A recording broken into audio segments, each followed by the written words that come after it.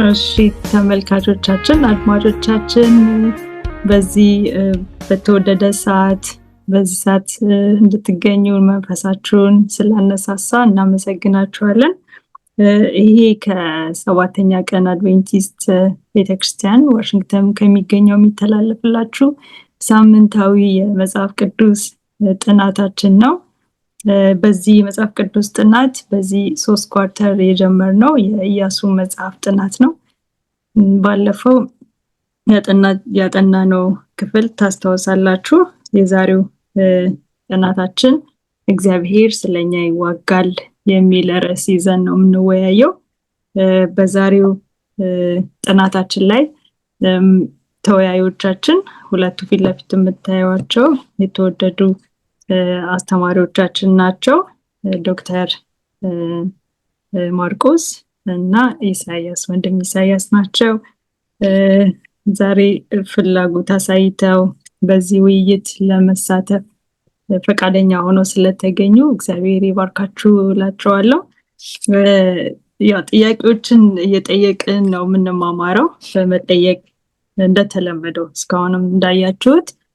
ስለዚህ የመጀመሪያውን ጥያቄ እና መልስ ከማቅረባችን በፊት እግዚአብሔር በውይይታችን ሁሉ እንዲረዳን እንዲያስተምረን የሱ የሆነውን የማያልቀውን በረከት እንዲያፈስልን ለሌሎችም ለአድማጮቻችን በዓለም ዙሪያ ላሉ ሰዎች እስከዛሬ ድብቅ የሆኑ የመጽሐፍ ቅዱስ ጥናቶች ክፍሎችን እንዲያብራራልን መንፈስ ቅዱስን ወደዚህ እንጋብዛለን።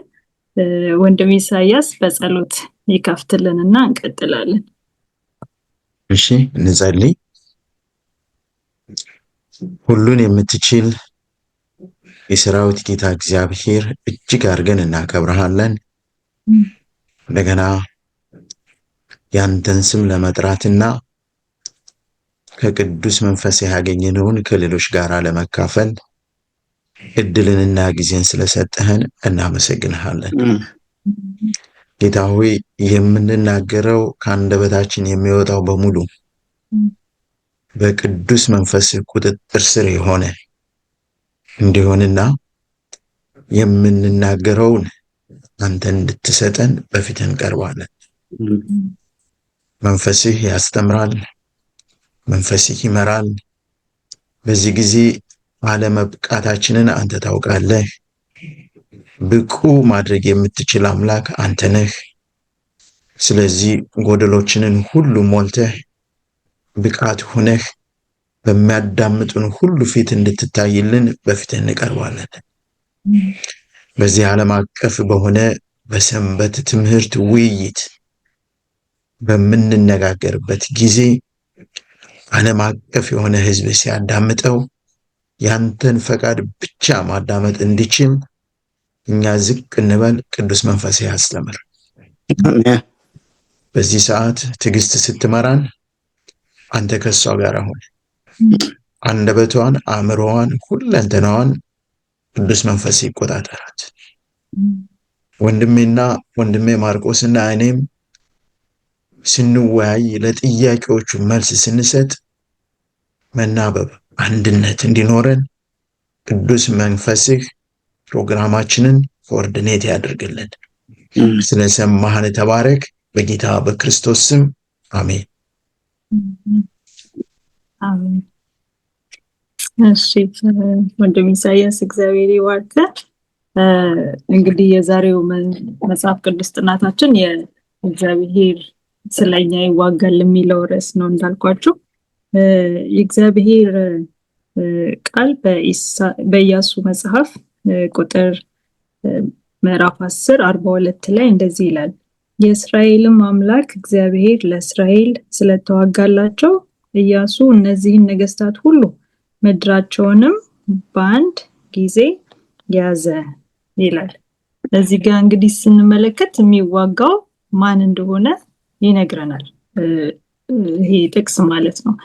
እሱ ስለተዋጋ የተዋጋው ማን ነው? ኢያሱ አይደለም፣ እግዚአብሔር ነው የተዋጋው ይላልና በዚህ ሰንበት ትምህርት በመጽሐፍ ቅዱስ ክፍሉ ላይ የምናየው እግዚአብሔር ስለኛ፣ ስለናንተ፣ ስለሁላችንም የሚዋጋ እንደሆነ ነው። እና በዚህ ሰንበት ትምህርት መጽሐፍ ቅዱስ ጥናታችን የምናያቸው ዋና ዋና ነጥቦች በእግዚአብሔር የተነሱ በመጽሐፍ ቅዱስ የምናያቸው ጦርነቶች በሙሉ የምናያቸው ጦርነቶች በጣም ምን አይነት ውስብስብ እንደሆኑ ከመለኮታዊ ጦርነት ያላቸውን ደግሞ ገደቦችን በብሉይ ኪዳን ደግሞ ያሉ ነቢያቶች የተነገሩትን የመጨረሻውን ደግሞ የሰላም ራዕይ እና እነዚህን አይነት ጦርነቶች መንፈሳዊ አንድምታቸው ወይም ደግሞ ምንድነው ለኛ የሚያስተምሩት እያለን መመርመር እንቀጥላለን ማለት ነው። እና ይሄንን ይዤ የመጀመሪያ ጥያቄ ብዬ እንትን ያልኩት የመጀመሪያው ክፍል ላይ እሑዱ ላይ እነዚህ ስለ ከነዓናውያን ይናገራልና የከነዓናውያን በደላቸው ምንድን ነበር? እግዚአብሔርን ምን በማድረጋቸው ነው እንደዛ ወደ ውድቀት የሄዱት? ምን አይነት ደግሞ በደል ሰርተው ምንስ እርምጃ ተወሰደባቸው የሚል ጥያቄ ነው። ይሄንን ለዶክተር ነው የመጀመሪያ ማቀርበው። እግዚአብሔር ይስጥልኝ እህታችን ቲጂ። ዛሬ ስለ አፍቃሪው እግዚአብሔር ሌላውን ገጽታውን እንመለከታለን። በዛም ላይ እንግዲህ እግዚአብሔር አንድ ጊዜ የሚጣላ ሌላ ጊዜ የሚያፈቅር አድርጎ ሰይጣን ሊቀርጽ እንደሞከረው የኛ በዛ መጽሐፍ ቅዱስ ምን ይላል? እግዚአብሔር ተዋጊ ነው ይላል። ስሙም እግዚአብሔር ነው። በሌላ በኩል ደግሞ እግዚአብሔር ፍቅር ነው። ልጆቹ የሆኑት ደግሞ በፍቅር ይመሰላሉ። እነዚህን ሁለቱን የሚጋጩ የሚመስሉ ሐሳቦችን እንዴት አድርገን እንመለከታለን? ባለፈው ሰንበት ከዘጸአት ከመውጣት ሰንበት ትምህርት በፊት 3 ወር እግዚአብሔር ፍቅርና እግዚአብሔር ፍትህ እንደሆነ የተገለጸው ወደ አእምሮ ወደ ማስታወሻችን ላመጣ እወዳለሁ። ይህ አምላክ አፍቃሪ፣ ሰሪ፣ ፈጣሪና መሪ ባህሪው አንድ ሆኖ 3 ጊዜ ደግሞ የምጠራበት አለ። እርሱም ቅዱስነቱ ነው። እግዚአብሔርን ሊያይ የሚወድ ሁሉ ከዚህ የተለየ ሊሆን አይችልም። እግዚአብሔር ከነዓናውያንን ብቻ ሳይሆን አማሌቃውያንን፣ ኢያቡሳውያንን፣ አሞራውያንን፣ ሞዓባውያንን እያለ በእንግሊዘኛው ትንሽ የሚያስቅም ነገር አለው። ጀቡሳይትስ፣ ካናናይትስ እያለ በምናገረው ለአንድ ሰባኪ ተርማይትስ እያለ ያወሳው ወደ አእምሮ ይመጣል። ለእግዚአብሔር ቅድስና የማይወክል ማንነት በልጆቹም በሕዝቦቹም ሊኖር እንዳይችል ይህ ውስን ነው። እግዚአብሔር ከግብፅ በሚለይበት ጊዜ በሚያወጣበት ጊዜ ግብጾች ከእግዚአብሔር ስለወጡ ነው። አሁን ደግሞ የሚያስወርሳቸው ከነዓን የእግዚአብሔር ቦታ የእግዚአብሔር መኖሪያ በቅድስና የተዋበና ያጌጠ የተሸበበ ሊሆን እንዲገባ እዚህ ጋር ግልጽ ነው። እግዚአብሔር ይዋጋል፣ ይሄ እውነት ነው። እዚህ ላይ ያለው ግን የሚዋጋው በስጋና በደም፣ እኛም በስጋና በደም አንዋጋም፣ እግዚአብሔርን በስጋና በደም ያዋጋው። ከኛ ምድራዊነትን ዓለማዊነትን ከእግዚአብሔር ጋር ያልሆነ ማንነታችን በደል ይለዋል። በከናውያን ይሄ ነገር ባይዘው ዘፍጥረት ምዕራፍ 16 ላይ በአብርሃም ጊዜ ኃጢአቶቻቸው ግልጽ ተብሎ ተጽፎ ነው የምናገኘው። ያኔ ገና 400 ዓመት በፊት አሁን የእስራኤል ልጆች በአንድ ቦታ 430 ምድር ዓመት በግብጽ በቆዩበትም ጊዜ ለከናናውያን ወደ አምላክ የሚመለሱበት እድል ሰጥቷቸው ነበር እና ያን እድል ለ400 ዓመታት ያህል አልተጠቀሙም። ዛሬም የለመድናቸው እነዚያ ነገሮች ወረድ ብዬ ቆጥሯቸዋለሁ። የከነዓን በደሎች ሊያወጧቸው ልፍቁ ያልቻሏቸው ሊላቀቁ ያልተቻላቸው ከህይወታቸው ጋር የተጣበቁ እግዚአብሔር ቅድም ለማንሳት እንደሞከርኩኝ ቅዱስ ቅዱስ ቅዱስ ተብሎ የሚጠራ አምላክ ነው። በዚህ ለራሱ ቅዱስ ህዝብን ሊያዘጋጅ ይሻል። የሚገቡትም ከወጡበት ጀምሮ በቅድስና በመመራ አምላክ ወደ ተዘጋጀ ቦታ እንጂ ወደ ሌላ ዓለማዊና ብልሹ ባህሪ ወዳለበት ህዝብ አይደለም እና ስለዚህ አማሌቃውያንም ለእግዚአብሔር ያልታዘዙ የእግዚአብሔርን ህዝብ በመንገዱ ያደናቀፉ እንዲሁም ደግሞ 400 ዓመታት የንስሐ ጊዜ ተሰጥቷቸው እምቢ ያሉ ከኃጢአቶቻቸው ጋር ሊጠፉ ግድ ነው። ለዚህ እኔ ለናንተ እዋጋለሁ።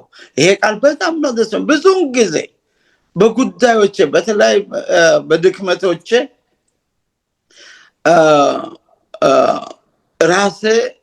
የራስን መንገድ በመዘየት በእግዚአብሔር ፊት ቆይቼ ከባድ ውርቀት ውስጥ ራስን አገኛለሁ። እዚህ ላይ የውጋውን ስልት የውጋውን አይነት የውጋውን መንፈስ የሚያውቅ አምላክ የድል ጌታ እርሱ እኔ ስላንተ በእንደዚህ ጉዳዮች ላይ ዋጋለሁ።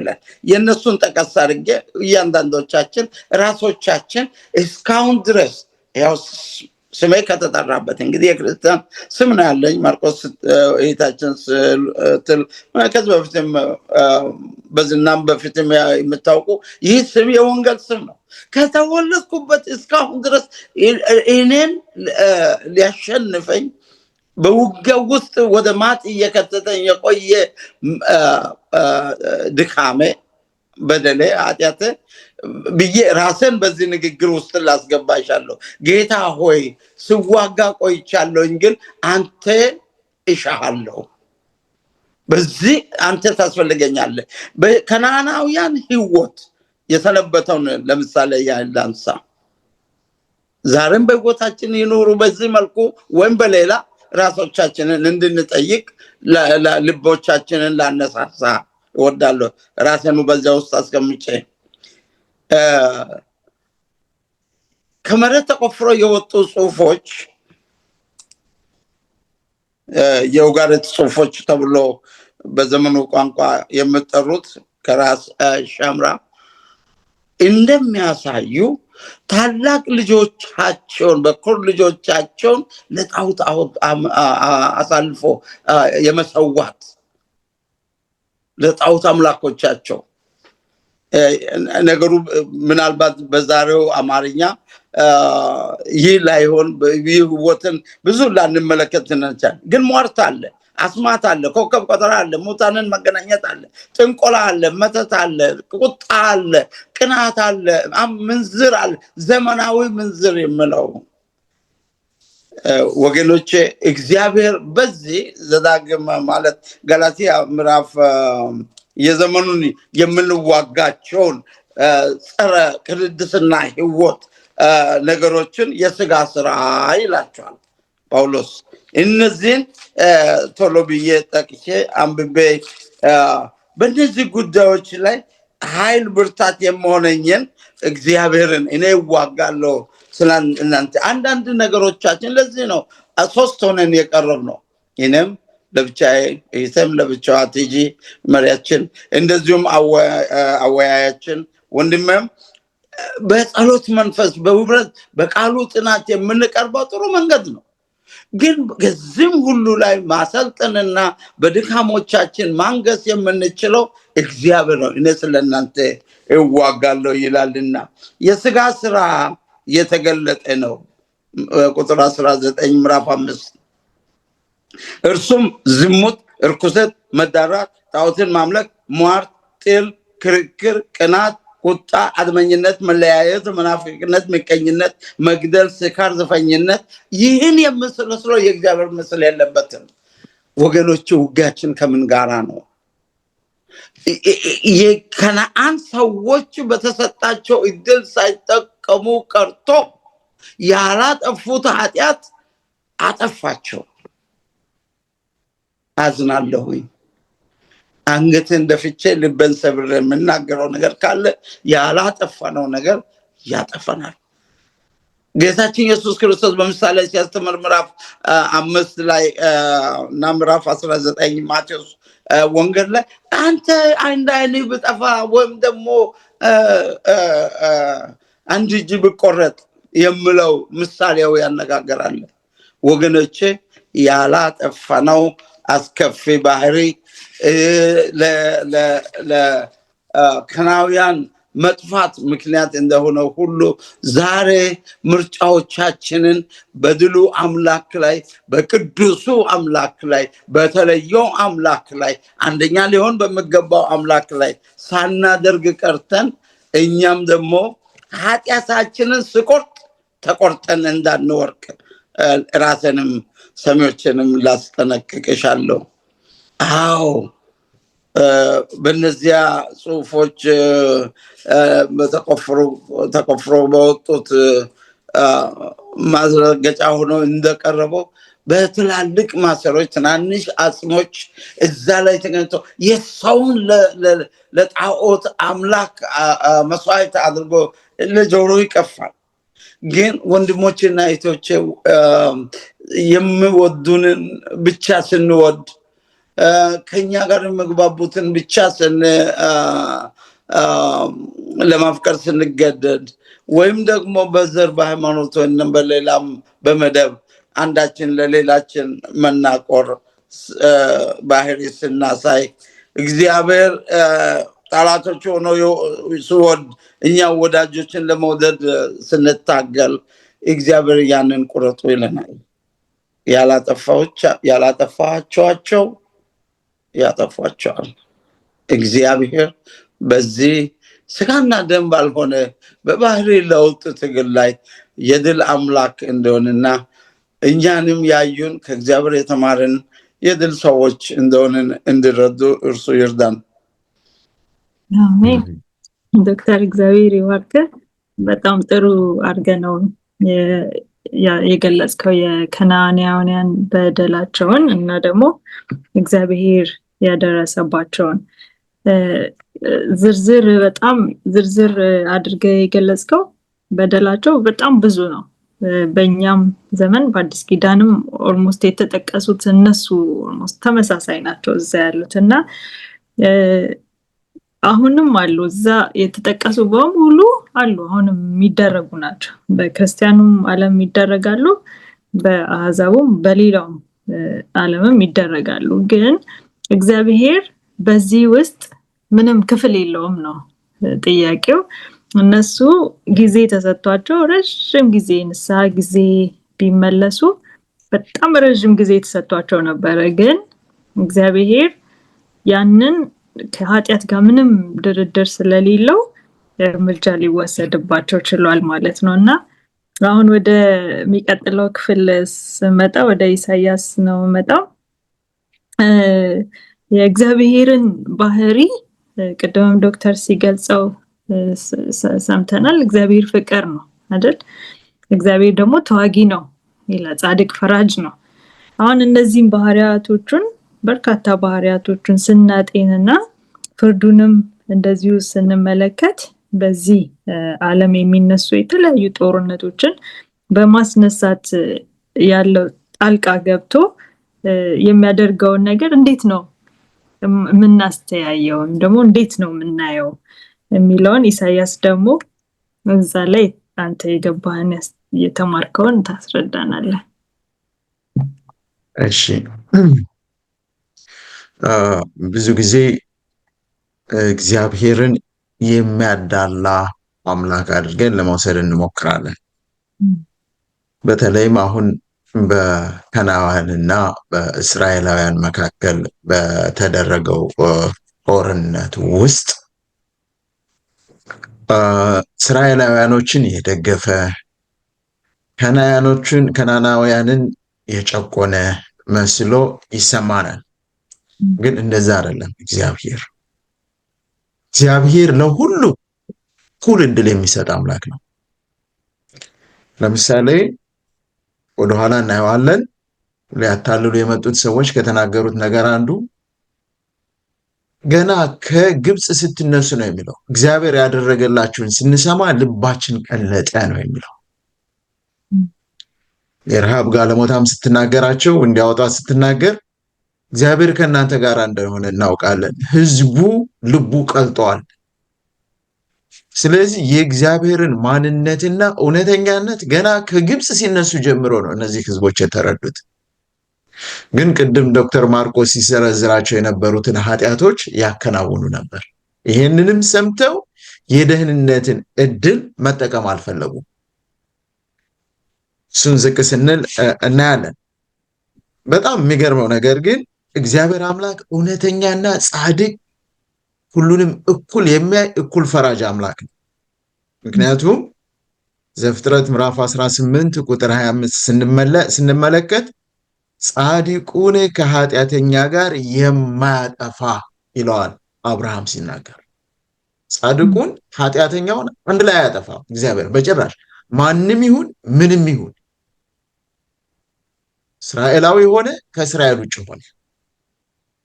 ዳዊት ምዕራፍ 50 ቁጥር 6 ሲናገር ደግሞ ሰማያት ጽድቁን ይናገራሉ፣ እግዚአብሔር ፈራጅ ነውና። እግዚአብሔር እውነተኛ ፈራጅ እንደሆነ ሰማያት ይመሰክራሉ። ምሳሌያዊ አነጋገር ነው። ሰማያት ይመሰክራሉ ሲል ፈጽሞ እግዚአብሔር በፍርዱ የማይሳሳት እውነተኛ አምላክ፣ ሁሉንም እኩል የሚያይ አምላክ መሆኑን የሚያሳይ ነው።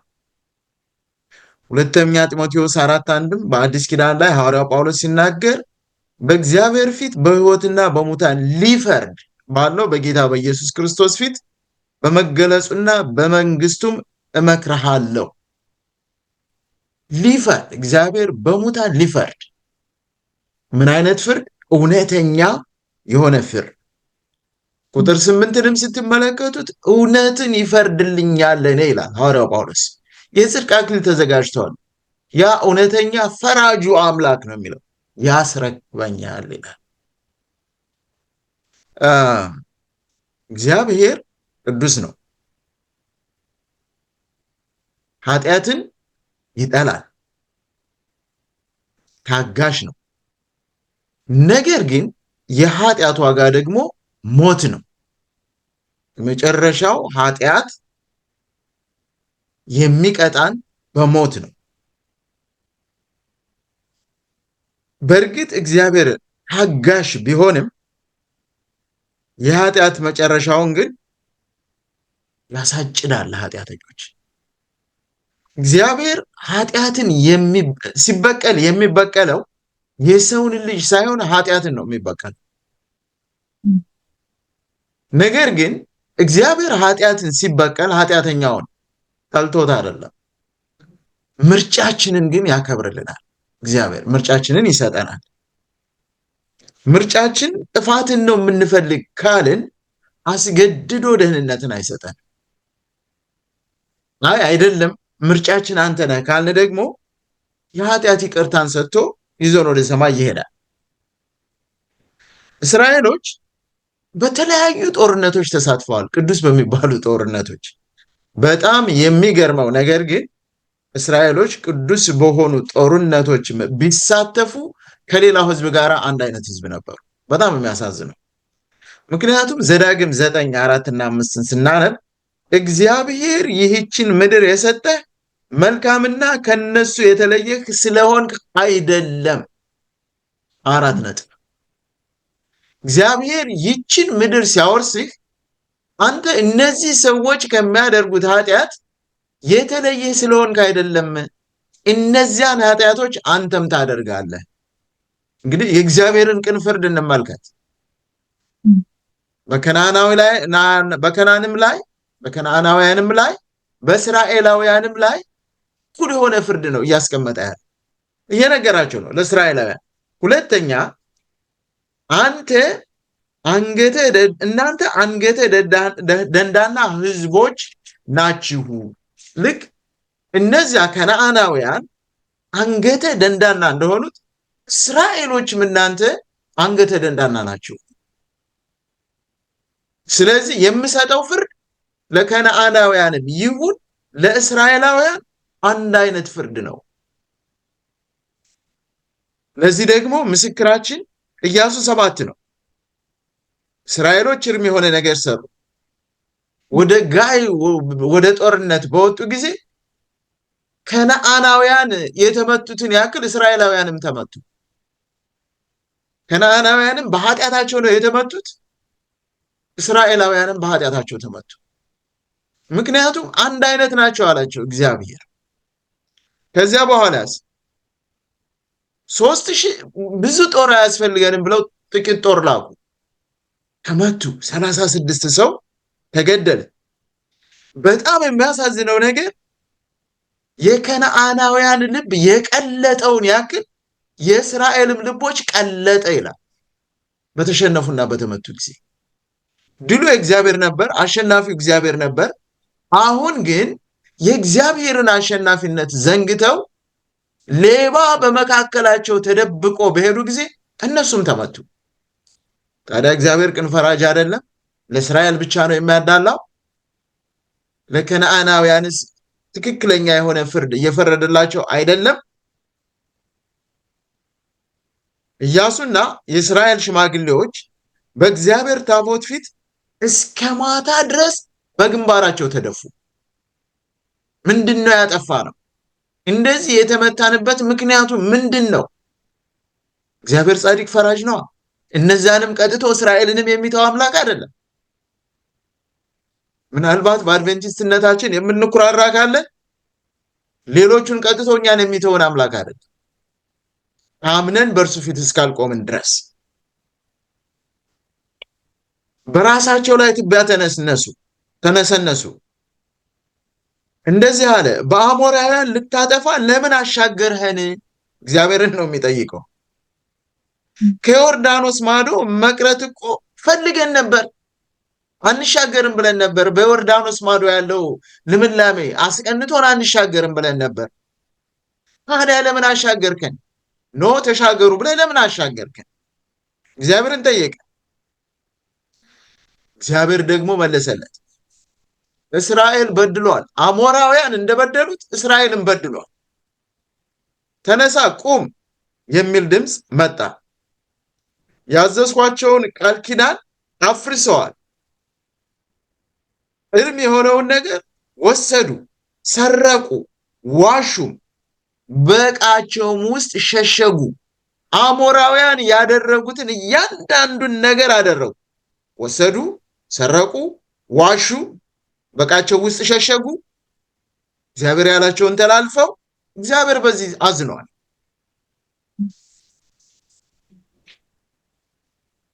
እስራኤሎች ጦርነት እንዲገቡ ሲያደርጋቸው እግዚአብሔር ወደ ጦርነት እንዲገቡ ያደረጋቸው የእግዚአብሔርን ፍትህ እንዲያሰፍሩ ነበር። እነዚህ ባዕድ አምልኮ የሚያመልኩን ሰዎች እንዲጠራርጉ ነበር። ነገር ግን የነሱ ባዕድ አምልኮ ተስማማቸውና ወደ ሌብነት ሄዱ። ጦርነቱ የራስን ክብር ወደ ማምጣት ሆነ። ለህዝቡ ፍትህና ሰላም እንዲያሳዩ ነበር እግዚአብሔር ወደዛ ምድር የላካቸው። ለህዝቡ ግን ፍትህና ሰላም ከማሳየት ፋንታ ስርቆትን ተለማመዱ። እስራኤሎች የሚዋጉት ጦርነት ለፍትህና ለሰላም ሊሆን ሲገባው ከዚያ ውጭ ሆነ። ስለዚህ በዚህ ምክንያት እግዚአብሔር በእስራኤሎች ላይ ፈረደ። ስለዚህ እግዚአብሔር ጻድቅ ፈራጅ የምንልበት ምክንያት ለከነዓናውያንም ለእስራኤላውያንም እኩል የሆነ ፍርድ ነበር የፈረደላቸው። እስራኤልን ለብቻው ከነዓንን ለብቻው አላደረገም።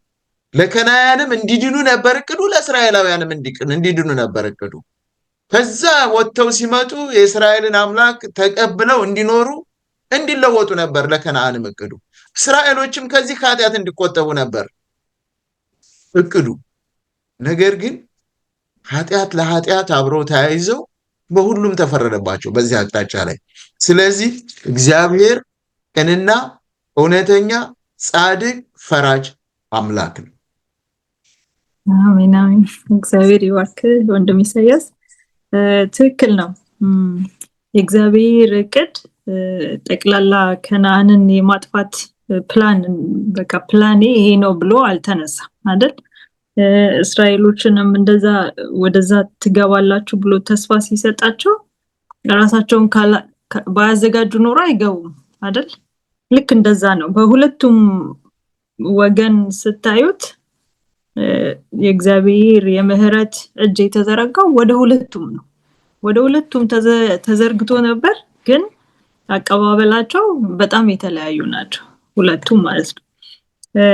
እግዚአብሔር ለፈጠረው ሕዝብ በሙሉ ሩህሩህ፣ ጻድቅ፣ ፈራጅ እና ደግሞ ታላቁ ዳኛ ይለዋል። እግዚአብሔር በቃ ታላቅ ዳኛ ነው። እሱ የሚያደርገውን ሁሉ ትክክል የሚያደርግ ማለት ነው። የምህረት እጁን የማይቀበል ሁሉ ኢቭን እስራኤሎቹ ወደዛ ከመሻገራቸው በፊት ራሳቸውን ቀድሱ ተዘጋጁ ተብለውላ ነበር አይደል? ያችንም እኮ ሊሻገሩ አይችሉም ነበር ባይቀደሱ ኖሮ ማለት ነው። በኋላም ከተሻገሩም በኋላ ራሳቸውን መልሰው ወደ ኃጢአት ስላዘነበሉ ነው ሽንፈትም የተቀዳጁት ማለት ነው። እና የከነዓናውያንም የሌሎቹም ዕጣ ፈንታ ይሄ ነው የሆነው። ራሳቸውን ለእግዚአብሔር ስላልሰጡ፣ እውቅናም ስላልሰጡት፣ ከኃጢአት ጋር እግዚአብሔር ስለማይደራደር ዳኝነቱ ወይም ደግሞ ፍርዱን ሲያደርግ የምናይበት ክፍል ነው። ሌላኛው ቀጥሎ ያለው ክፍል አሁን እንግዲህ ወደ ጦርነት ይሄዳሉ። በጦርነት ውስጥ እግዚአብሔር ተዋጊ ነው ብለናል እና አሁን ለዶክተር የማቀርበው ጥያቄ ምንድን ነው? አሁን እስራኤላውያን ወደ ከነዓን ለመግባት በሚያደርጉት ጦርነት ውስጥ ከነዓንን ለመውረስ ጦርነት እንዲያደርጉ ተነግሯቸዋል። ግን በዛ ውስጥ ብዙ የሚሞቱ ወይም ደግሞ የሚጎዱ በጣም ብዙ ሰዎች አሉ እና ለምንድን ነው እነዚህ ብዙ ሰዎች መሞት የሚያስፈልጋቸው? እግዚአብሔር ፍቅር ነው ካልን በዛ ሂደት ውስጥ ምንም ነገር ሳይጠፋ ለምንድን ነው እንትን ማይል የነበረው? ማለት መውረስ ከሆነ አሁን መውረስና ማጥፋትን እንዴት ነው አብረን የምናየው የሚለውን እዚህ ላይ ደግሞ ከዛም ተያይዞ ደግሞ ከኛስ ራሱ አሁን መጥፋት ወይም ደግሞ መወገድ ያለባቸው ነገሮች አሁን በህይወታችን ምን አሉ የሚለውንም አብረ የተማርከውን ብታካፍለን ዶክተር። እግዚአብሔር ይስጥልኝ። ስለዚህ ትምህርት እግዚአብሔር እጅግ አድርጌ አመሰግናለሁ። ጥያቄዎችሽ መስመር የሚያስይዙ መንፈሳዊ ትምህርትን የሚያቀዳጁ ናቸውና ያላነሳዋቸው ነጥቦች ብደገሙና በማናቸውም ብታገዙ ወዳለው እና ወደ መጀመሪያው ሐሳባችን በምንም መንገድ በምንም ሁኔታ እግዚአብሔር በሰው አይቀደምም። የሰው ዓላማ የሰው ተንኮልም ቢሆን እግዚአብሔርን በድንገት አይዘው እግዚአብሔር ገና በልብ እያለ የሚያውቅ አምላክና የተዘጋጀ አምላክ ነው። መልስ ያለው አምላክ ነው። ዓላማ አዘል የሆነ የኛ ጌታ ነው። ሁሉም በዛ በፈቃዱ ብቻ ነው። ሰው እኮ ስለ ጦርነት ትንሽ ላውራና ወደ ጥያቄው ለመመለስ ጦርነት መጀመሪያ የተነሳው በሰማይ ነው። መጨረሻውም ጦርነት በሰማይ ነው የሚሆነው። እግዚአብሔር ጦርነት እንዲሆን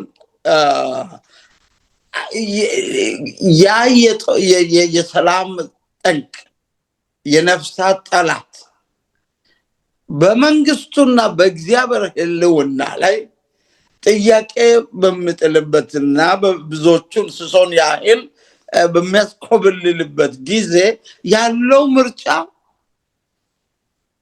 ምርጫ ክፉን ለክፋቱ በምርጫው አሳልፎ መስጠት ነው። እግዚአብሔር አምላክ ስጋዊ አእምሮን ሊያደንቀው ከምችለው በላይ ታጋሽ አምላክ ነው። ሰው በሚያምጽበት ጊዜ እኔ በሰው መንግስት የምሰራው ምላሽ አውቃለሁ። ተቀናቃኝ ይባልና የሚቀጥለው ቃል ደምስሰው እጨደው አጥፈው ነው። እግዚአብሔር አምላክ ግን ጊዜ ስጠው ነው። የሌላም እድል አምላክ ነው። ይሄ የእግዚአብሔር ጽድቅ መንግስት የተቀናቀነ እግዚአብሔር ከሌሎቹ እስከ ጌታ ኢየሱስ ክርስቶስ በታች ከፍጥረት ሁሉ በላይ የሸለመው ያጌጠው ያዋበው ያካበተለት የመንግስቱ ተቀናቃኝ ሆኖ በሚነሳበት ጊዜ ዳግመኛ እድል ላይ ሰጠው ይችላል። እኔ ሰው ጋር ያውቃለሁ። ዛሬ ጠዋት ነው ይመስለኛል ማለዳ ከእንቅልፍ ነቅቼ ጻፈ ትእዛዙ አክሊለ ሀብተ ወልድ የደርግ በስልሳዎቹ መካከል መሆኑ ወባልገደሉት አልኩኝ። ኤርትራና ኢትዮጵያን ለማስተባበር የወሰዳቸው ጊዜያቸውን ላለማጥፋት እነዚያ መጀመሪያ ደርግ ሲነሳ ምን ነበር? ያለምንም ደም እንከኗ ይውደም በቀናው መንፈስ ኢትዮጵያ ትቅደም። ያ ፊደል የተናገሩት ከአፋቸው ወጣ ምራቅ መሬት ደርሶ ሳይደርቅ ስልሳዎቹ ታጨዱ። ስልሳ አእምሮ እንደዚህ ያሉት ብዙ ለምን የሰው ነገር የሰው ክፋት እኛ በኃጢአት ሆነን መፈጸም የምንችላቸው ነገሮች ሁሉ እግዚአብሔር ለኛ ሌላ እድል የሚያሰጠው አልነበረም። የወደቁ ስሶ መላእክትና ሰይጣን መሪያቸው በሰማይ መንግስት ላይ አመፅን አውጀው በተነሱ ጊዜ ይበቃቸው ነበር። ከእንግዲህ ወዲህ ለክፋት እድል ላለመስጠት እስከ መስቀሉ ድረስ ጌታችን ኢየሱስ ለኛ ኃጢአት እርሱ እስኪሰዋ ድረስ ይቅርታ መጠየቅ እድል ነበራቸው። ይህ ነው አምላካችን። ጦርነቱም በፍትህ ብቻ ሳይሆን እስከ መጨረሻ ባህሩን ሊቀይር አይችልምና ይሄንን ካልኩ በላይ እንግዲህ ያ በሰማይ የተነሳው ጦርነት ምን አይነት ነበረ? በጽድቅ መንግስት ላይ ነበር የተነሳው። አሁንም ቢሆን እግዚአብሔር አምላክ የመጨረሻውን ጦርነት የሚያካሂደው ያኔ የተነሳውን አንድና ለመጨረሻ ጊዜ ማጣትና ከኃጢአት ግዞት የተዳረጉትን ግዞተኞች ከዛ ለማላቀቅ ነው። ከዚያ በኋላ ሞት አይሆንም። ከዚያ በኋላ እልቂት አይሆንም እና እግዚአብሔር የሚያደርገው ጦርነት ለኛ ደህንነት ማረጋገጫ የሆኑ ዘንድ ነው። የጽድቅ ጦርነት ብሎ ምንድነው ተብሎ ለምትጠየቀው ጥያቄ እንኳን በብዙ ነገር ነው የጽድቅ ጦርነት የሚሆነው። ምዋጋው መሳሪያ ምድራዊ ጦርነት በመትረየስ በመድፍ እና በፈንጅ ነው፣ በአቶሚክ ቦምብ ነው። የእግዚአብሔር ግን ኤፌሶን ምዕራፍ 6 ቁጥር 10 እስከ 18 እንዳንብበው እነዚያን ለኃይሉ ብርታትና ችሎት ልናገኝ የምንችለው የምንዋግበት። ሌላው ቀርቶ ዳዊት የታጠቀውን ተመልከቱ።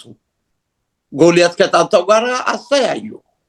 የእግዚአብሔር ወታደር ተመልምሎ አይደለም፣ ታምኖ ነው። ደሞዝ ተከፍሎ አይደለም፣ ራሱን ሰውቶ ነው። እንደዚህ ያሉ ወታደሮች ዛሬም ከኛ ጋር የጽድቅ መንግስት ለማቋቋምና ለማሳደግ የምንጠየቀው በዚህ መልኩ ለመዋጋት ነው። በብዙ ነገር በብዙ ጦርነቶች እግዚአብሔር ራሱ ጣልቃ የገባበትን እንመለከታለን። አንድ ጊዜ 185,000 አሦራውያን ወታደሮቹን እስከጠርጋቸው ድረስ። ለምን? መታመናችን በግዙፉ በምታየው በሰረገላው በጦር ሰራዊቱ ቁጥር ሳይሆን በሕያው እግዚአብሔር እንደሆነ ለማሳወቅ። ሁለተኛ ነገሥት ምዕራፍ 6 ቁጥር 16 ብንመለከት እና በሌላ ጊዜ ደግሞ እግዚአብሔር ጣልቃ ዳይሬክት በቀጥታ ያስገባበት አሁን ኢያሱን ስንመለከት ፀሐይ ሊጠልቅበት ሆነ። ከዚያ በኋላ እባክን ፀሐይ እንዳይጠልቅ አድርግልኝ ብሎ የውጊያውን ጊዜ አስረዘመው፣ ጠላት እስክታይ ድረስ ወይም ደግሞ እስክገዛ ድረስ። ይህ አይነት ነው እንግዲህ በነቢያት በካህናት በእግዚአብሔር በታዘዙ መንፈሳዊ ቅድመ ዝግጅቶችን ባደረጉ። መንፈሳዊ ዝግጅት ውጪ የምዋጋ ሁሉ ራሱ ቅድም ወንድማችን ለተናገረው አሁን ዛሬ ለምሳሌ አንዱ ዘር ከሌላው ጋር በቃ ዘር አጨዳ ወይም ደግሞ ማጥፊያ ምናምን ተብሎ የምነገርበት አለ። የእግዚአብሔር አሰራር ግን ለማዳን እድል ከተሰጠ በኋላ ነው። ቅድም የተነሳው ሐሳብ ልመለስበትና ለከነዓናውያን እድል ሳይሰጥ አይደለም። ቅድም አንስተናል፣ እህታችንም ደግመዋለች እና ያ ሁሉ የምድኑበት ጊዜ ተሰጥቶ ወደ ንስሐ ወደ እውነተኛው አምላክ እንዲመለሱ የምደረገው ሁሉ ካደረጉ በኋላ ብልሹ ባህሪያቸው ልክ ፋርዖንና ግብፃውያን በኃጢአታቸው እንደ ምርጫቸው እንደጠፉ ሁሉ በኤርትራ ባህር ውስጥ ገብተው እግዚአብሔር አምላክ ተዋጊ ብቻ ድል አድራጊም ነው። ይሄንን አምላክ ይገዳደራለሁ ያለው ሁሉ በመጨረሻ መጥፋቱ አይቀርም። ምክንያቱም ምርጫው አንድና አንድ ነው። እርሱን ጌታን እግዚአብሔርን የደህንነት መንግስት የተከተለ የሰላም መንግስት የተከተለ እርሱ ይድናልና እና ራሳችንም ቅድም የጠቀስኳቸውን በገላትያ ምዕራፍ 5:19 የምንዋጋቸውን እኔ በግሌ ሰው ሳይረዳኝ ሲቀር በቃ ቶሎ ቱግም ገነፍልብኝ ነገር አለ። ጌታ ሆይ የምላቸው አለማመን፣ ጌታ ሆይ የምላቸው ቅናት፣ ምቀኝነት እና ሌሎች የተዘረዘሩቱ ወገኖቼ እግዚአብሔር ለነዚያ ሁሉ ከኛ ጋር ልዋጋ እናንተ ተዋጉ ብለው የማይተወን ውጊያችንን ልሸከም ድላችንን ሊያቀዳጅ የተዘጋጀ አምላክ እርሱ ነው ያለንና በርሱ ቅድም ያነሳሁትን ኤፌሶን 6:10-18 የውጊያ ስልቶችን ዳዊት 5ቱም ከረጢቶች አንዱ እምነት፣ ሌላው ትዕግስት፣ ሌላው ደግሞ በእግዚአብሔር ቃል መታዘዝ እንደሆነ ሁሉና በእነዚህ ወንጭፍ አንድ ጊዜ የዘረረው የምድራውን ግዙፍ እንደዘረረው እኛም ዛሬ ውጊያችንን ልናሸንፍ የምንችለው በእርሱና በእርሱ በመታመን ብቻ ነው። እርሱ ይዋጋል፣ እኛም በመታመን የድል ባለቤቶች እንሆናለን። እግዚአብሔር ይባርክ ዶክተር ማርቆስ። ትክክል ነው ያልካቸው ነጥቦች ትክክል ናቸው። እንግዲህ እግዚአብሔር በዛ ውስጥ ሆን ብሎ ቅድም አቀዶ እነዛን ለመግደል ጦርነቱንም እኔ ነኝ የምመራው ካለ በኋላ በዛ ውስጥ ግን በጣም ብዙ ሰዎች ነው የተገደሉት የሚለውን ስናነሳ ትክክል ነው፣ ተገድለዋል። ግን የተቀመጠው ፕላን የነበረው ጊዜ ተሰጥቷል። የምህረት ጊዜ የምህረት በር የሚዘጋበት ጊዜ አለ አይደል? ያወቁት የተረዱትማ ሸሹ አይደለ? የሸሹ አሉ፣ ያመለጡ አሉ። ነገባኑ ብዙ ታሪኮች አሉ አይደል? ከዛ የሸሹ ልባቸው ቀልጦ ችላ ያሉት ናቸው እኮ እዛው እንትን ያሉት ማለት ነው የጠፉትና እርምጃ የወሰዱት ግን እርምጃቸውን ያስተካከሉት ግን ተርፈዋል ማለት ነው። ወደሚቀጥለው ስንመጣ አሁን እንግዲህ የነፃ ምርጫን የምናይበት ክፍል ነው። እስካሁን ባየነው ሂደት ውስጥ ሁሉ ስናይ እግዚአብሔር ፍቅር ነው እንላለን። ከዛ ደግሞ ነፃ ምርጫ እያንዳንዱ ሰው ነፃ ምርጫ አለው እንላለን። ይህ ነፃ ምርጫ ከከነአን መውደቅ ወይም ደግሞ ከከነአን ውድቀት አንፃር እንዴት ነው የምታየው ወንድም ኢሳያስ?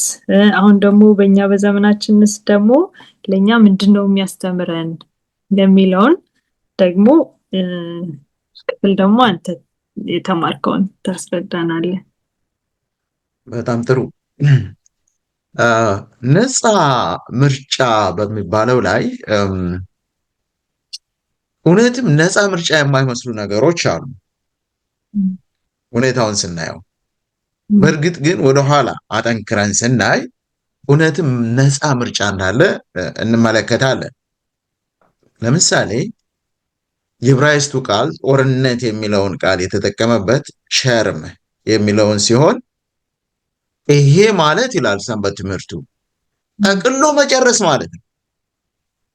እንስሳም አይቀርም፣ ሰውም አይቀርም፣ ሁሉም አይቀርም፣ ጠቅሎ ማጨድ ማለት ነው። ይሄ አይገባንም አንዳንዴ በቦታው ላይ ካልተገኘ። እኔ አንድ ምሳሌ ልንገራችሁ። አስተማሪ ነበርኩ፣ ኢትዮጵያ ገጠር አስተምሬያለሁ። በማስተምርበት ትምህርት ቤት እኔ አለ በተባለ ሰዓት የማይመጣ ጠንቋይ አለ። ኢሳያስ ወጥቷል ከተባለ ግን አስተማሪዎች ተሯሩጠው ይጠሩታል፣ ይመጣል። እኔ በማላውቀው መንገድ እያንዳንዱ አስተማሪ አንዳንድ በግ ገዝቷል። የገዛበት ምክንያት ጠንቋዩ ለአንተ ነጭ ነው የሚያስፈልግህ፣ ለአንተ ቀይ ነው የሚያስፈልግህ፣ ለአንተ እንዲህ አይነት ነው የሚያስፈልግህ ብሎ አስገዝቷቸዋል። እነዚህ ሰዎች እነዚህን እንስሳት ለአምልኮ ገዝተዋቸዋል። እነዚህ አብሮ መጥፋት አለባቸው። ቢቀመጡም ቢቀሩም ለሚቀሩ ሰዎች ለአምልኮ እንቅፋት የሚሆኑ ናቸው። ብዙ ታሪክ አለ። እኔም አሁን ለዚህ ለመተረክ ስለማይበቃኝ አልተርክም እንጂ በምን መንገድ እንደቋጨ ነው። ስለዚህ እንደዚህ አይነት እንስሶች ለአምልኮ የተመደቡ በመልካቸው በምናቸው በምንድናቸው ተመርጠው እችኛዋ መልክ ለዚህ አይነት አምልኮ ናት፣ እችኛዋ መልክ ለዚህ አይነት አምልኮ ናት፣ ይሄኛው መልክ የሚባለው ጠቅሎ ከምድሯ መጥፋት አለበት። ስለዚህ ዋናው ትልቁ ነገር የምንመለከተው እግዚአብሔር ለነዚህ ሰዎች የነፃ ምርጫ ሰጥቷቸዋል። የሰጣቸው ነፃ ምርጫ ምንድን ነው? እስራኤላውያንን ቅድም ተናግሬያለሁ፣ ከግብፅ በሚያወጣበት ጊዜ ታሪኩን በሙሉ ሰምተዋል። የእግዚአብሔርን ታላቅነት የእግዚአብሔርን ኃያልነት ተገንዝበዋል። ያንን ተገንዝበው እያሉ ግን እንስሳትን ወደ ማምለክ ሄዱ። ሮሜ ምዕራፍ 1 እንደሚለን ወፎችን፣ ሌሎችን እንስሳትን ወደ ማምለክ ሄዱ፣ አእምሮ የላቸውም እንዳለ እነዚህ ሰዎች ወደዛ ነበር የሄዱት። ይሄን ከታላቁ ተጋድሎ ጋር የምናነጻጽረው ጉዳይ እንጂ እግዚአብሔር ለምን እንስሳቶቹን፣ እግዚአብሔር ለምን ሰዎቹን የምንለው አይደለም። እግዚአብሔር የሰጠው ነፃ ምርጫ አለ። እውነተኛ አምላክ፣ ቅን አምላክ፣ ፈራጅ አምላክ እኔ ነኝ፣ እኔን አምልኩ ነው። አይ አይደለም አንተ እውነተኛ አምላክ አይደለህም ብላችሁ እንስሳትንም ሁሉንም የምታመልኩ ከሆነ ትጠፋላችሁ ነው። ስለዚህ ይሄ የታላቁት እግዚአብሔር ኃጢአትን ከምድር ላይ ጠቅልላ ለማጥፋት የሚሄድበት የታላቁ ተጋድሎ አካል ነው። ከዛ ውጭ መሆን አይችልም። በዚህ ምድር ላይ በእግዚአብሔር ዙሪያ ወይንም በተቃራኒው እንቆማለን። አንደኛ የዘላለምን ሕይወት መርጠን ከእግዚአብሔር ጋር መቆም። አይደለም የምንል ከሆነ የባዕድ አምልኮን መርጠን ከሌሎቹ ጋር አመቁ።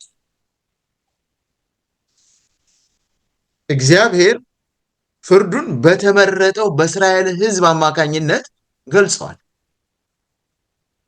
ዛሬም እግዚአብሔር የተመረጠ ሕዝብ አለው። ይሄ የተመረጠ ሕዝብ በንስሐ ራሱን አስተካክሎ ከእግዚአብሔር ጋር የሚሄድ ሕዝብ ነው።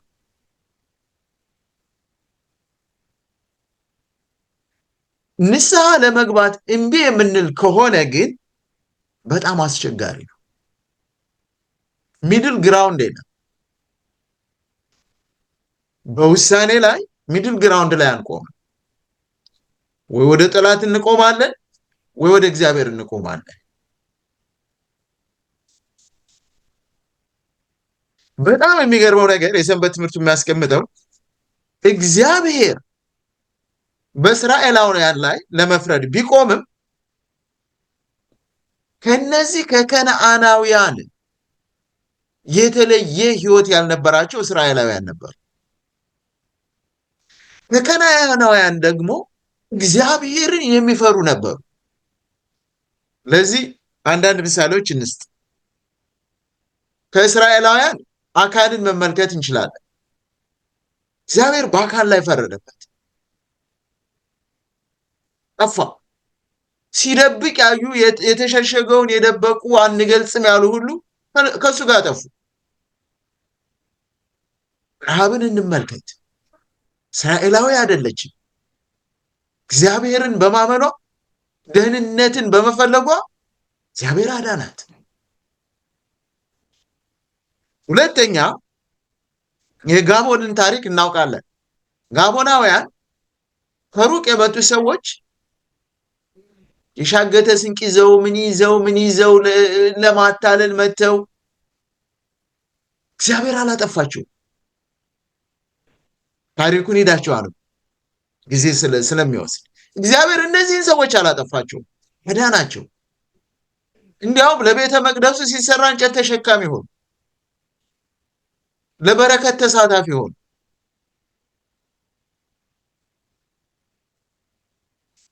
ኃጢአት ከአንዱ ወደ ሌላው የመተላለፍ ባህሪ ያለው፣ ከአንዱ ወደ ሌላው ሲተላለፍ ግን እነዚህ ሰዎች ከሌሎቹ ተለዩ፣ አንፈልግም አሉ።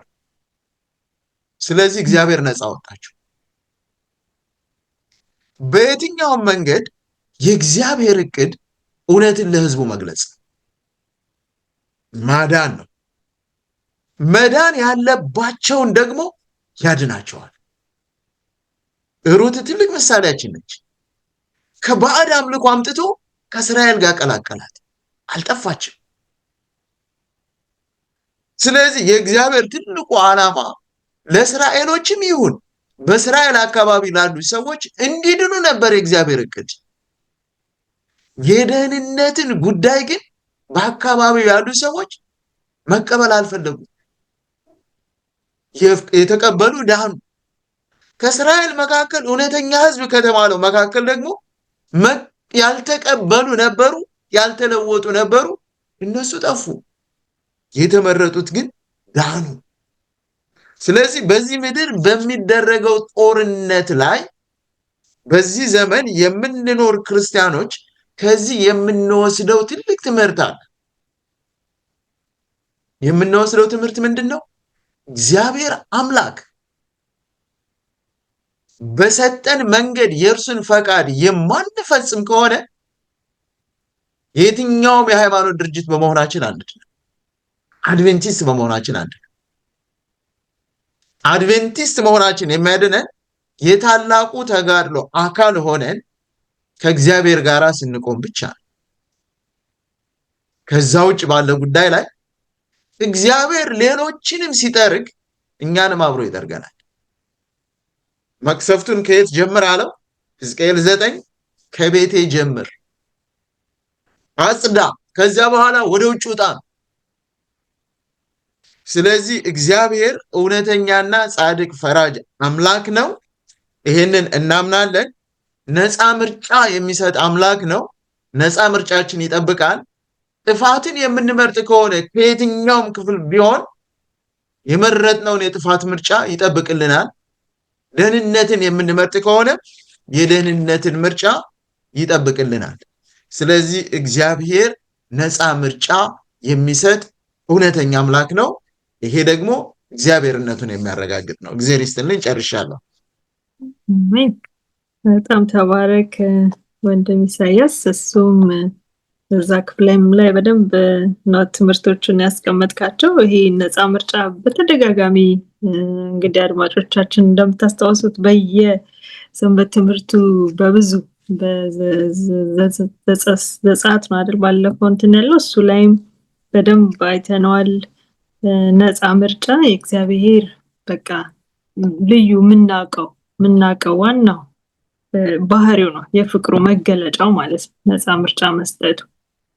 እንደዛ ባይሆን ኖሮ ሰይጣንን ከወረወረ በኋላ በጥልቁ ጥሎት በቃ ከዚህ በኋላ ኃጢአት የሚባል የለም ብሎ ኃጢአት የሚባል ነገር ከዚህ በኋላ በቃ ከነንትኑ በቃ ተከድኗል፣ ከዚህ በኋላ እንኖራለን በሰላም ማለት ይችል ነበር። ግን ለሰይጣንም ጭምር እድል እስከ መጨረሻው የሚሰጥ አምላክ ነው እግዚአብሔር። ፍጹም ፈራጅ፣ የሰላም አለቃ፣ ሁሉን ቻይ የሆነ ታጋሽ፣ ነገር ግን ደግሞ የፍትህ አምላክ፣ እውነተኛ ዳኛ መሆኑን ማረጋገጥ ይሄ ዩኒቨርስ ማረጋገጥ ስለነበረበት ወይም ደግሞ ስላለበት ወደፊትም ስለሚረጋገጥ ነው ይሄ ሁሉ የሚሆን ያለውና አሁን የመጨረሻው ክፍል ሁለታችሁም ላይ ነው የምጠይቃችሁ። መጀመሪያ ዶክተር ማርቆስ እንግዲህ ይሄ ጦርነት ይሄ በሰዎች ላይ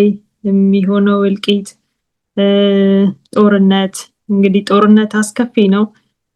አሁንም እየቀጠለ ነው። ሰዎች ይጎዳሉ። ቅድም እንዳልነው ንጹህ የሆኑ ሰዎችም ይጎዳሉ።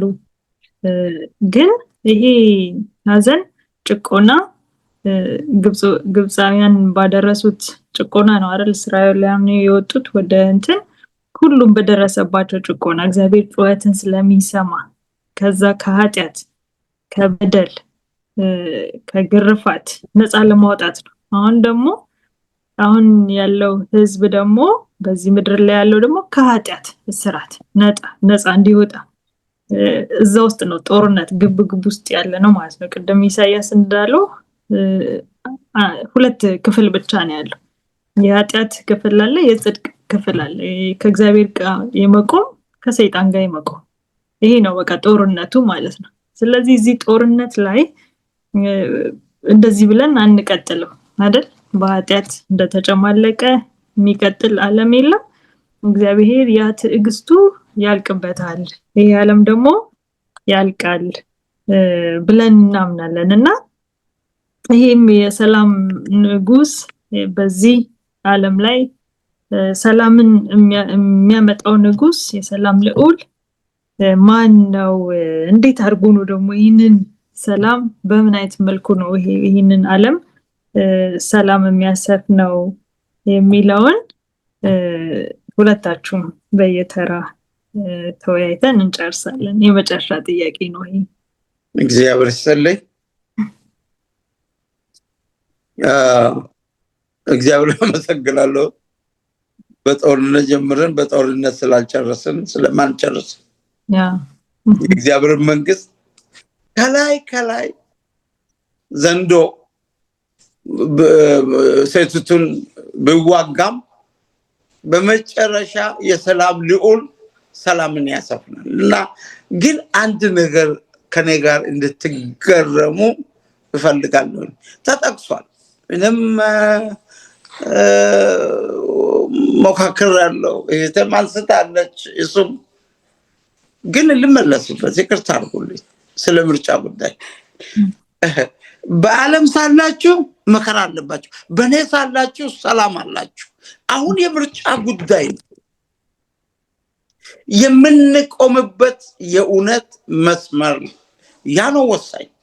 ከማን ጋር የመንፈስና ስጋ መዋጋታቸው ክርስቶስ እስኪመጣ ነው።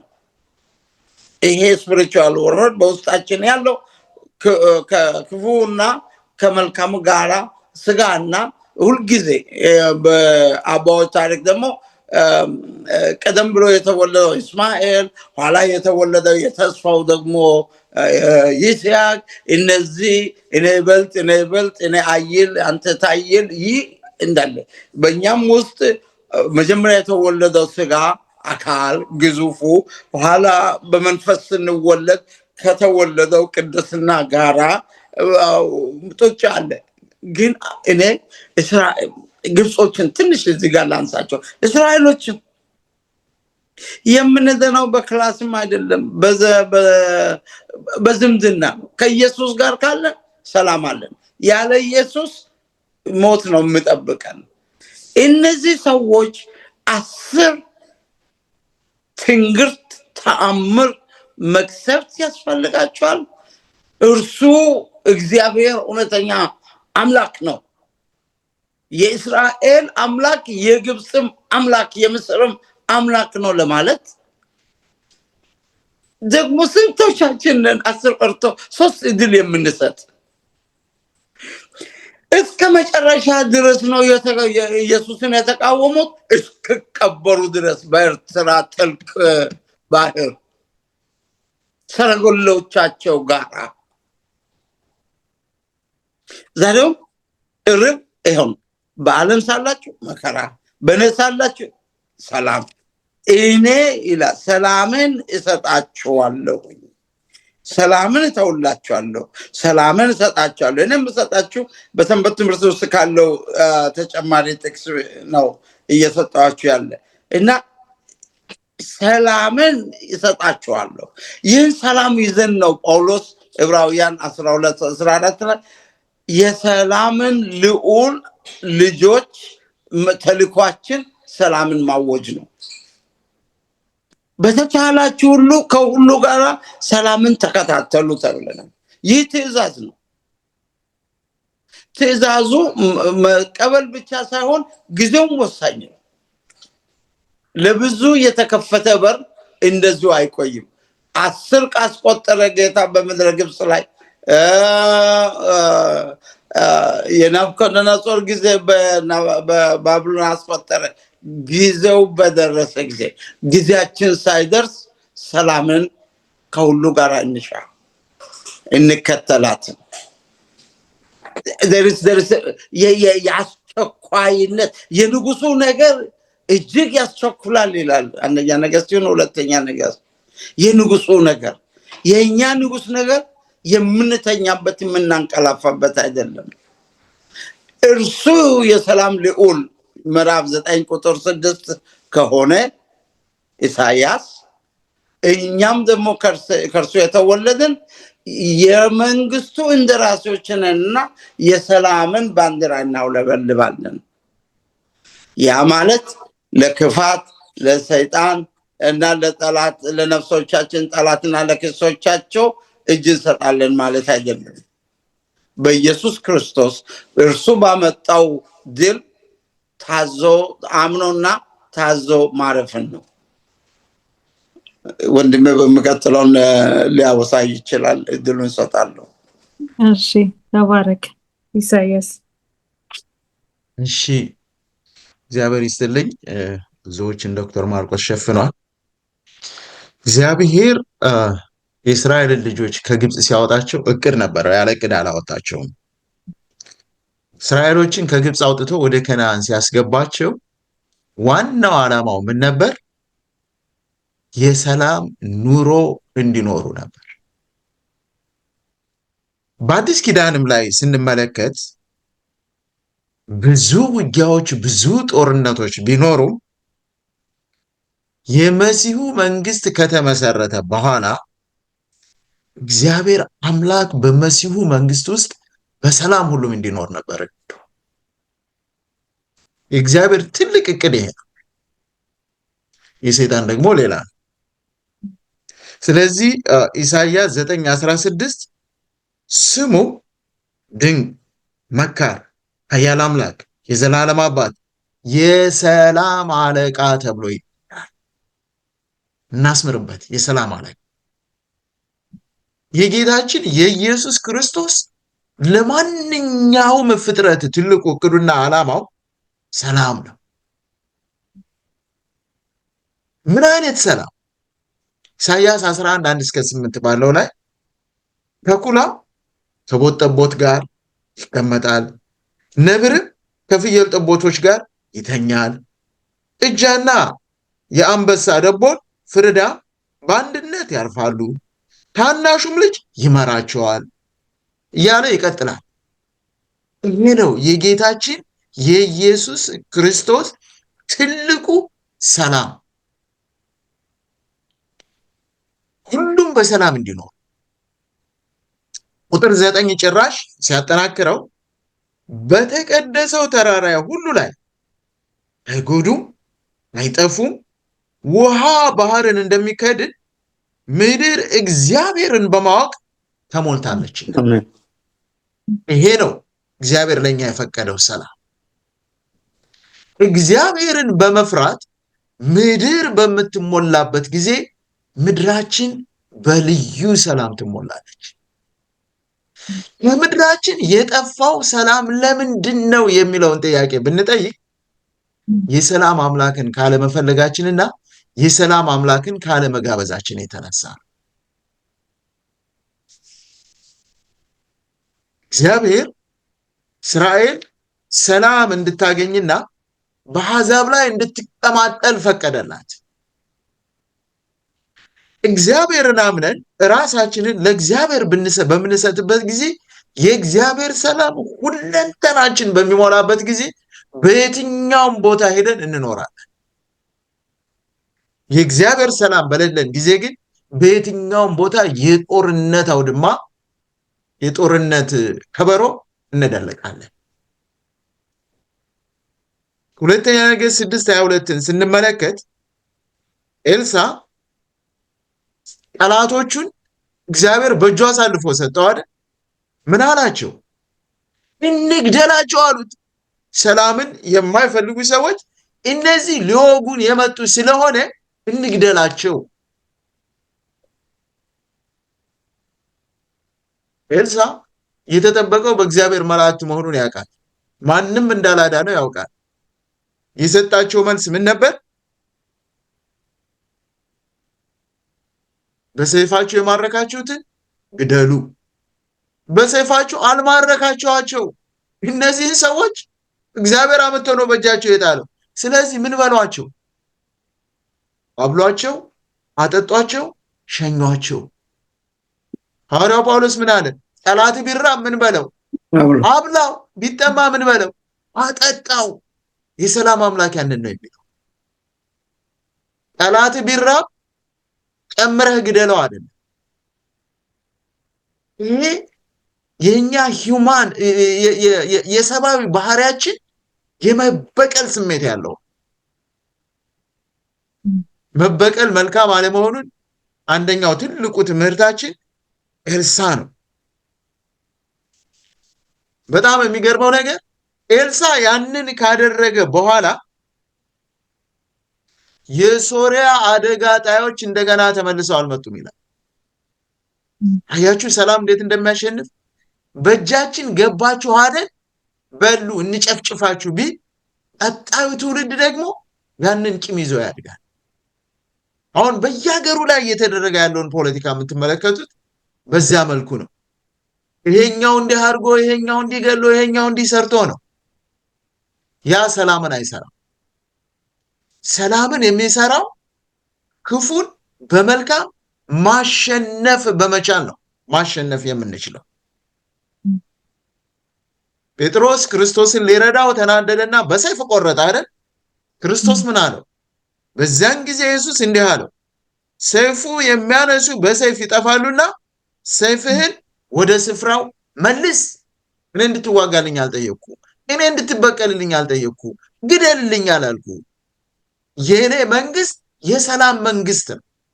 ተዋግቼ ከመንገስ ይልቅ ሙቼ ማሸነፍ ነው የምፈልገው። በመሞት ማሸነፍ፣ በመሞት ድል ማድረግ ነበር የጌታችን የኢየሱስ ክርስቶስ እውነተኛው የማሸነፍ መልእክቱ።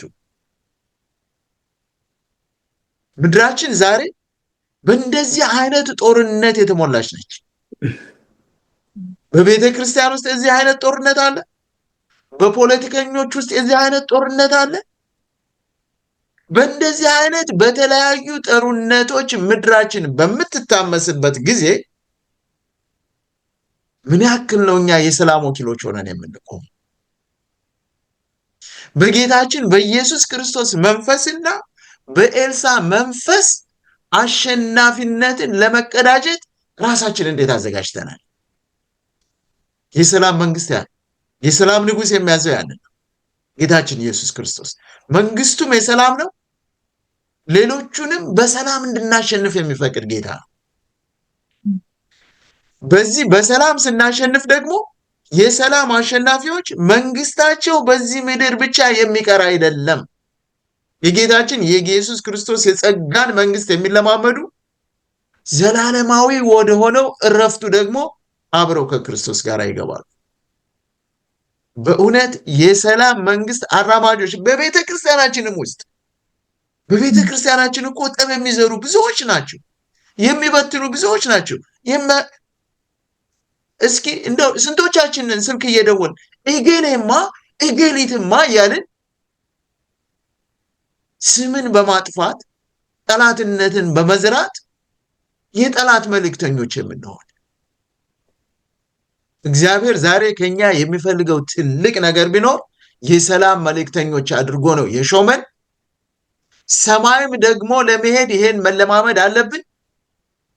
ምክንያቱም የሰላም አምላክ ስለሆነ በላይ ያለው ከእርሱ ጋር በሰላም ለመኖር ያንን ኑሮ በዚህ ምድር እንለማመድ። እግዚአብሔር ይስጣችሁ። ጨርሻለሁ። እግዚአብሔር ይስጣችሁ ሁለታችሁንም በጣም እጅግ አድርጌ ነው የማመሰግነው። በጣም ብዙ ነጥቦችን ነው የተማርነው። እንግዲህ አድማጮቻችን በያላችሁበት በጣም ብዙ ትምህርቶችን ተምራችኋል ብለን ነው የምናምነው። የሰላም አለቃ ክርስቶስ ነው። ክርስቶስ ይህን ምድር ወደ ነበረበት ወደ ቀድሞ ይመልሰዋል። እንደዚህ እንደዘገየው አይቀርም።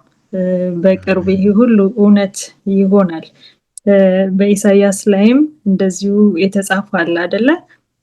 በናስ ፈንታ ወርቅን፣ በብረት ፈንታ ብርን፣ በእንጨት ፈንታ ናስ፣ በድንጋይ ፈንታ ብረትን አመጣለሁ ይልና አለቆችሽም ሰላም፣ የበላይ ገዢዎችሽም ጽድቅ ያደርጋሉ ይላል። አሁን የሚመሩ በየቦታ ያሉ አለቆች ሰላምን አይሰብኩም አይደል? አለቆችሽም ሰላም፣ የበላይ ገዢዎችሽም ጽድቅ እንዲሆኑ ነው የሚያደርጋቸው በዛን ጊዜ ማለት ነው። ሌላው ደግሞ ሰዎች ሁሉ ስራ ፈቶች አይሆኑም። አሁን ስራ ከመፍታት የተነሳ ሚክያስ 4:3 ላይ ምን ይላል?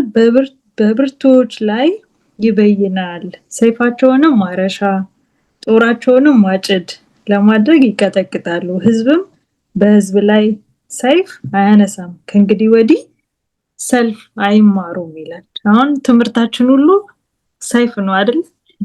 ለመማዘዝ ነው። ቁጭ ብለን ራሱ ሚቲንግ ላይ እንኳን ቁጭ ብለን ስንል ለመማዘዝ ነው። በቃ ሁሉም ጦር ለማምዘዝ ነው እንጂ ሰላም ለማምጣት እንትን አናረግም።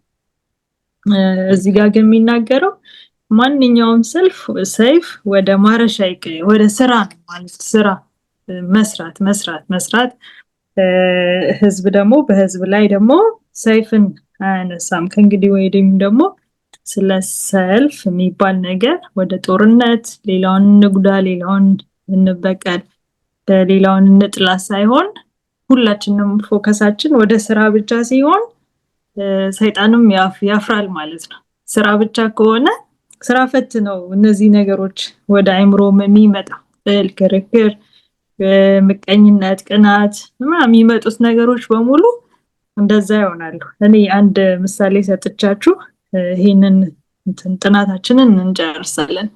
አሁን እዚህ ጋር ትዝ ብሎኝ ነው በተለይ ኢሳይያስ ሲያነሳ ማለት ነውና ፋብሪካ ስሰራ ገና ግራጁዌት እንዳረኩ ነበርና የገባሁት በጣም አሁን ከምታዩኝ በጣም ቀጫጫ በጣም ትንሽ ነበርኩኝና የምመራቸው ትልልቅ ሰዎች ናቸው።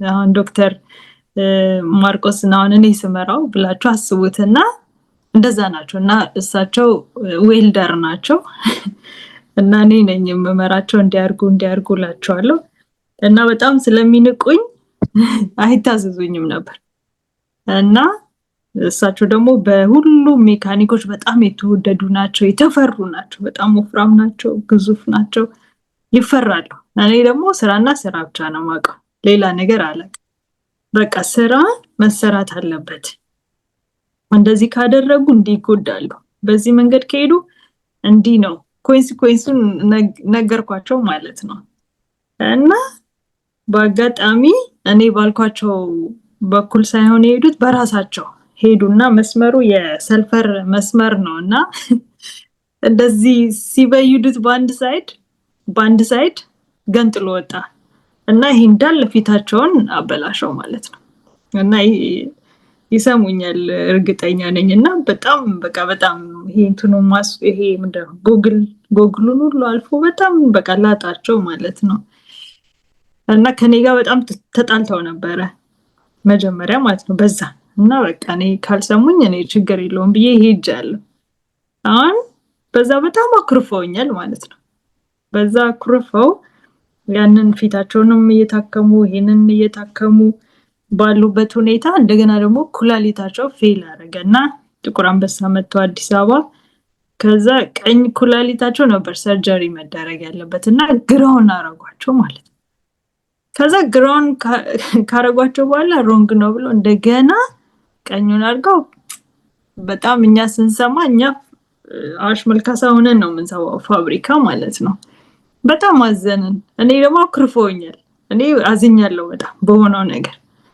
ከዛ እኔ ምንም ማድረግ አልቻልኩም ልጆቹን አስተባብሬ ሙዝ ምናምን አድርጌ በቃ ከናዝሬት ገዝተን ቤታቸው ሄድን ማለት ነው ሲሄድ አላመኑም በቃ በፍጹም አላመኑም በቃ መሄድ አይችሉም ግን ተነዝቼ ካልተቀበልኩኝ ብለው ቆሙ በቃ ከአልጋቸው ወርደው ማለት ነው አረ አይገባም ተገቢ አይደለም ብለን አስቀመጥናቸውና እንትን ያሸንፋል በቃ ፍቅር ምንም ቢሆን ያሸንፋል አሁን እሳቸው በጣም ብታዩዋቸው በጣም ትዕቢት ያለባቸው ኤቭሪባዲ የሚፈራቸው ሰው ናቸው እኔም ደግሞ አላናገር ብለውኛል ማለት እኔ ባልኳቸው ቢሄዱኮ አይናቸው እንዲፊታቸው አይበላሽም ምንም አይሆንም ነበር ግን አሁን ፊታቸውም ተበላሽተዋል ካለመስማ ንቀታቸው ማለት ነው እንደው ምን ነኝ ለምን ተናኩኝ ማለት ነበር ስታስቡ ግን እሳቸው ለምን እኔ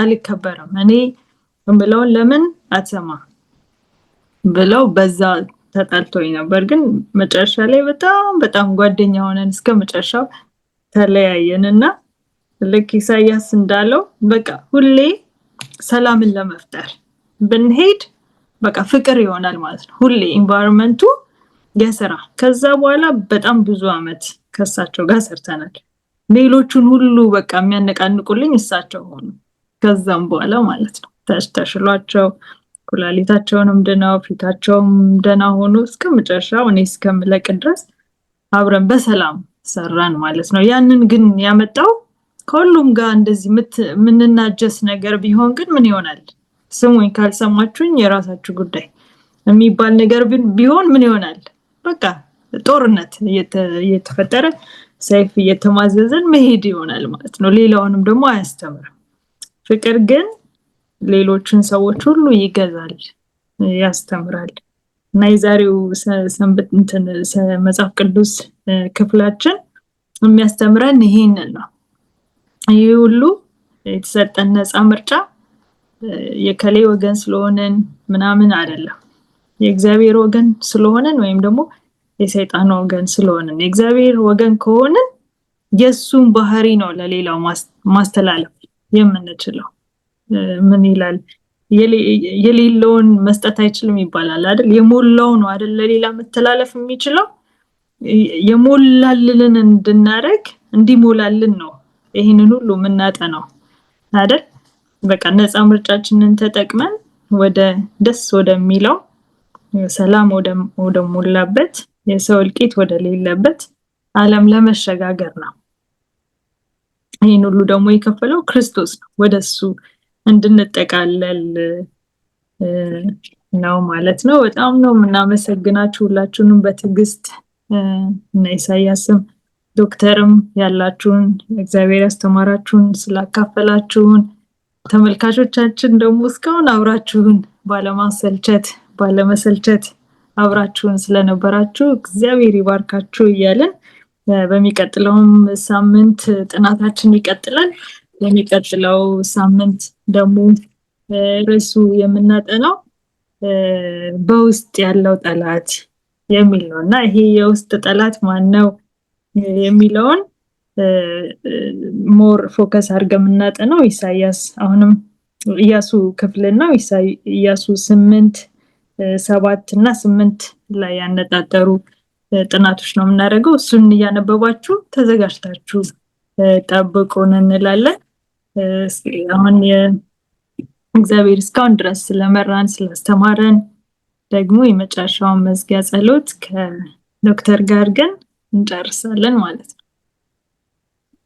እጅግ አድርገን እናመሰግናለን። የሰማይ አምላክ ቅዱሱን መንፈስህን ቅዱሱን ቃልን እንዲያበራራልን ለስጋዊ ልጆች ጌታ ሆይ ጊዜ ወስደ ቀጠሮ ይዘ እንዲያስተምረን ስለረዳ እጅግ አድርገን እናመሰግናለን።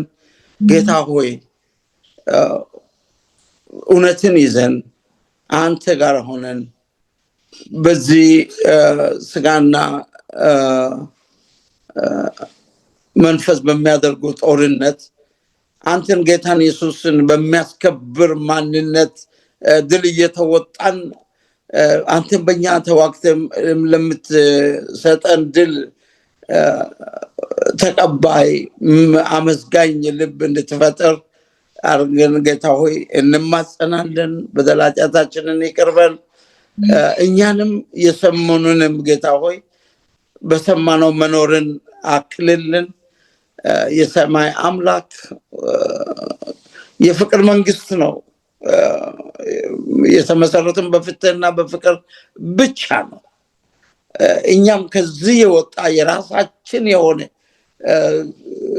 ቂም በቀል የሚያበቅል ማንነታችንን ቆርጠ እንድትጥልልን ጌታ ሆይ እንማጸናለን። በተማርነው በሰማነው ባነበብነው በተነጋገርነው መኖርን ስጠን። ለሌሎች ጌታ አምላካችን የሰላም ልዑል በሰማይ ብቻ ሳይሆን በምድር ፈቃዱ ተፈጽሞ መንግስቱ እስከመለስ ድረስ ያን መንግስት ጽድቁን እያሰፋን የምንኖር ልጆች አድርገን በመገኘት ስለባረከን እናመሰግናለን። አሁን ወደ ቅዱሱ ሰንበት ስንገባ የማናውቀውን ጨለማውን ሌሊት ለምናውቅህ ለምንተማመን አደራ እንሰጣለን። ስለሰማንን እንባረካለን። በናዝሬቱ ልጅ በጌታ ኢየሱስ ስም አሜን። አሜን። ተባረኩ።